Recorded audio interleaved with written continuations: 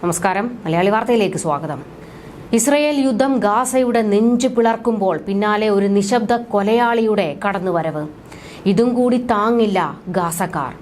ഇസ്രയേലും ഹമാസും തമ്മിലുള്ള യുദ്ധത്തിനെ അതിജീവിച്ചവർ മറ്റൊരു നിശബ്ദ കൊലയാളിയുടെ പിടിയിലാണിപ്പോൾ. വ്യത്യസ്തമായ രോഗങ്ങളാണ് ആ നിശബ്ദ കൊലയാളികൾ.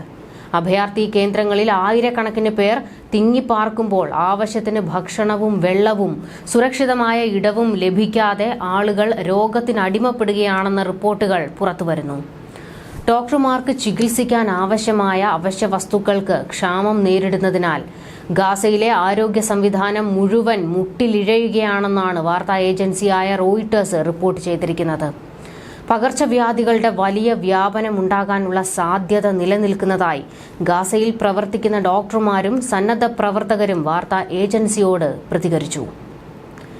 യുദ്ധം തുടങ്ങിയതിനു ശേഷം കുട്ടികളിലെ വയറിളക്കം റിപ്പോർട്ട് ചെയ്യുന്ന കേസുകളിൽ 66% വർധനവുണ്ടായതായി റോയിട്ടേഴ്സിന്റെ റിപ്പോർട്ടിൽ പറയുന്നു. അതേസമയം മറ്റ് വിഭാഗങ്ങൾക്കിടയിൽ 55% വർദ്ധിച്ചിട്ടുണ്ടെന്ന് ലോകാരോഗ്യ സംഘടനയുടെ കണക്കുകൾ ഉദ്ധരിച്ച് റിപ്പോർട്ട് പറയുന്നു. ഈ സംഖ്യകൾ ഇതിനേക്കാൾ കൂടുതലാകാൻ സാധ്യതയുണ്ടെന്ന് ലോകാരോഗ്യ സംഘടന ഭയപ്പെടുന്നു. ഗാസയിലെ ആശുപത്രികളെല്ലാം തകർന്നടിഞ്ഞു.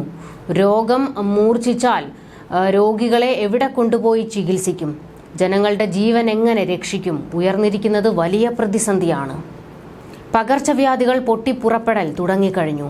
ഇനി അത് എത്ര മോശമായി ബാധിക്കുമെന്നാണ് അറിയേണ്ടത്. യുനിസെഫ് വക്താവ് ജെയിംസ് എൽഡർ പറഞ്ഞു. കടുത്ത നിർജ്ജലീകരണം അനുഭവിക്കുന്ന കുട്ടികളെ കൊണ്ട് തന്റെ വാർഡ് നിറഞ്ഞിരിക്കുന്നതായും ഇതുമൂലം വൃക്കകൾ തകരാറിലായ സംഭവങ്ങൾ വരെ ഉണ്ടായെന്നും ഡോക്ടർ അഹമ്മദ് അൽഫറ റോയിട്ടേഴ്സിനോട് പറഞ്ഞു. തെക്കൻ ഗാസയിലെ ഖാൻ യൂനൂസിൽ സ്ഥിതി ചെയ്യുന്ന നാസർ ഹോസ്പിറ്റലിലെ കുട്ടികളുടെ വാർഡിലെ തലവനാണ് ഇദ്ദേഹം.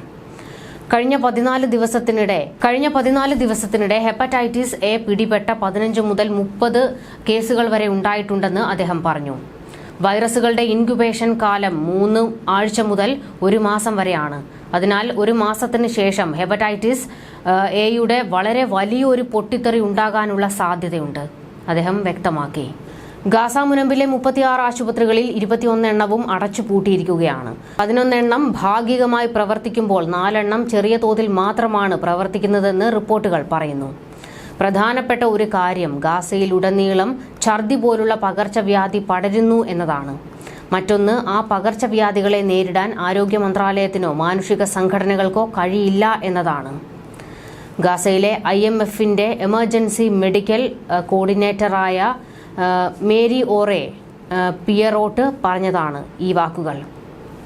യുദ്ധം മൂലമുള്ള പരോക്ഷമായ ആരോഗ്യ പ്രത്യാഘാതങ്ങൾ കാലക്രമേണ കൂടുതൽ വഷളാകുമെന്ന് London school of hygiene and tropical മെഡിസിനിലെ ഗവേഷകൻ കഴിഞ്ഞ മാസം മുന്നറിയിപ്പ് നൽകിയിരുന്നു.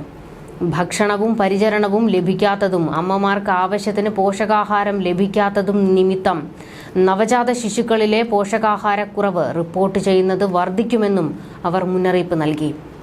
യുദ്ധം കൊന്ന അത്രയും കുട്ടികൾ രോഗം മൂലവും മരണപ്പെടുമെന്നും ഇവർ ഭയപ്പെടുന്നു.